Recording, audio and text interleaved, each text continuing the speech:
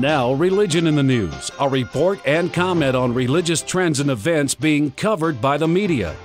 This week's item is from news.com.au, July 2nd, 2007, with the headline, Muslim Astronaut Given Religious Guidelines.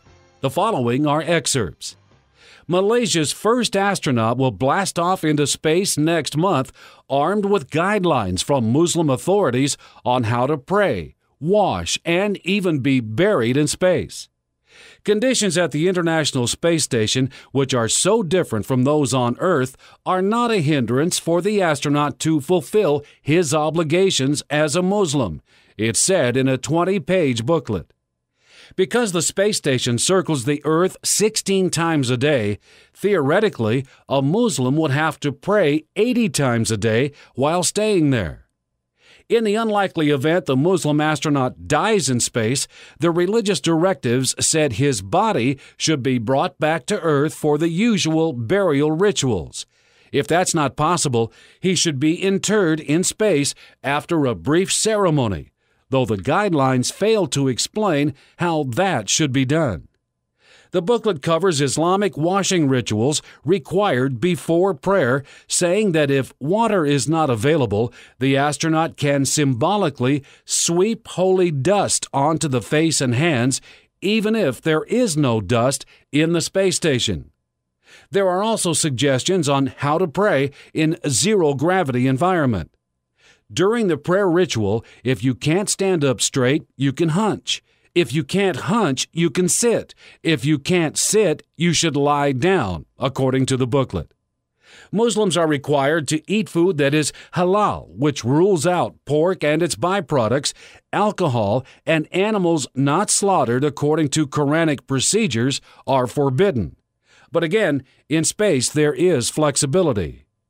If it is doubtful that the food has been prepared in the halal manner, you should eat just enough to ward off hunger, the booklet said. Dave, one of the, I won't call it a red flag exactly, but one of the indications that maybe God's not involved in a certain situation, a religion, okay, is that there are rules that would eliminate somebody from participating, and then the makers of that particular religion have to come up with other rules that allow the person to participate. You know, as you know, growing up Roman Catholic, I grew up Roman Catholic, and I have a book in my office. It's called The Code of Canon Law.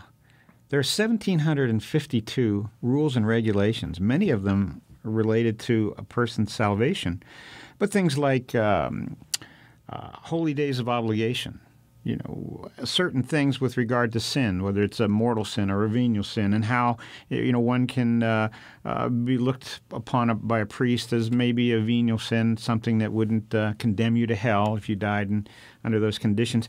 But this is the same thing. These are men making up their rules, making up their rituals, supposedly to appease God.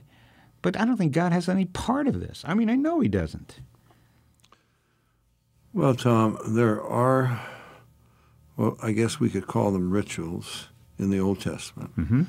There was a tabernacle, and then that was turned into the temple.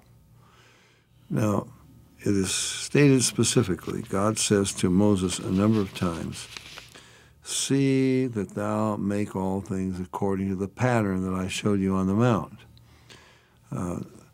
Paul explains to us that these things were merely for a time, and they were symbolic of truth, symbolic of heaven.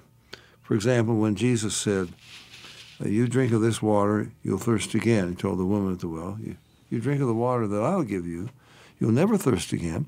He was not talking about some special kind of water, holy water, which, you know, in the Catholic Church you had. Now, physical things are not the doorway to truth or to salvation. The only physical things that are symbolic, God explained them. You don't make up something else. Now, the Muslims have got something else. Let them, if they think that's the truth, let them prove by prophecy. give me some prophecies from the Quran that are true. I'll give you hundreds of them from the Bible. Absolutely came to pass. You got these various rituals. Muhammad gave them. Now, he said he got them from, the angel Gabriel, who was given them by Allah. But we have no proof, no evidence of that. So it's the same thing that this emerging church is falling victim of. Well, if we can change this and we can give them this kind of take this approach and so forth, doesn't impress God. It's not going to bring salvation to anyone. And it's caters to, it's a works-oriented religion. Right. So the emerging churches, they're getting kids back into a different kind of works. So this is really strange stuff, Tom. Well, David, give you an example again out of the Catholic Church. Communion in Catholicism is called the Eucharist.